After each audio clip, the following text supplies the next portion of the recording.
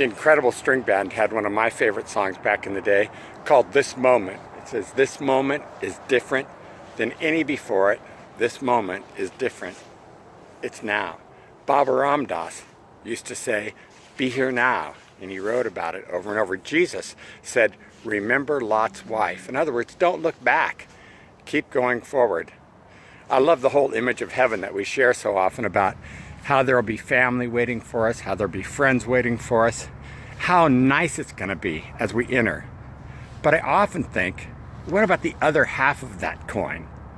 I mean, the half where people come to me, they tell me they're atheists, and atheists always want to talk to me about God, and it's kind of one of those things that gets uncomfortable. So I've learned to have one question for atheists. I'll say, so do you believe in an afterlife?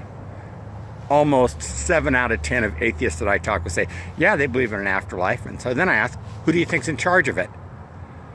And it always brings up the situation very uncomfortably because they don't believe in God. So who's in charge if there's an afterlife? And then who's in charge of this life as well?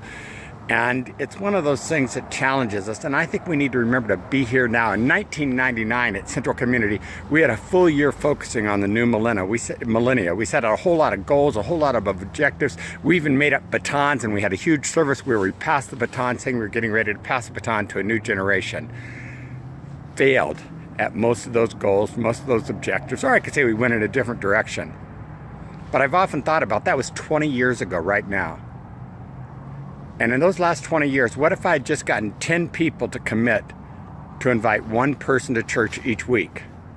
That would have been 520 new people at church in just 1 year from one person. That would have been 1,040 in these past 20 years. And if only 10 people had committed to that, that would have been 10,400 new people visiting church in just that time. Just one simple step.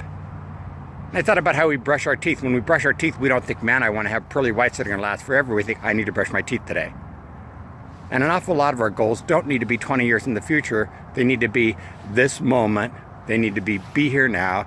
They need to be remember Lot's wife. Don't look back. And be about the disciplines for today. I don't know what you've got planned for the week ahead. I don't know what you have planned for the day ahead. But why not share this with just one person? And then next week with another person. And next week with another new person. And what happens is pretty soon a good and a positive message spreads out everywhere, because I can't imagine coming to eternity and instead of family and friends waiting for me to welcome me in, there being that 1,040 people that across the last 20 years I neglected to invite. I neglected to love. I neglected to welcome in. I like to focus on, in fact, what we have done.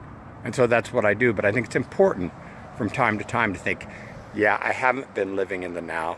I haven't paid attention to this moment. And I haven't remembered Lot's wife. Today, remember Lot's wife. Be here now. This moment, it's different than any before it.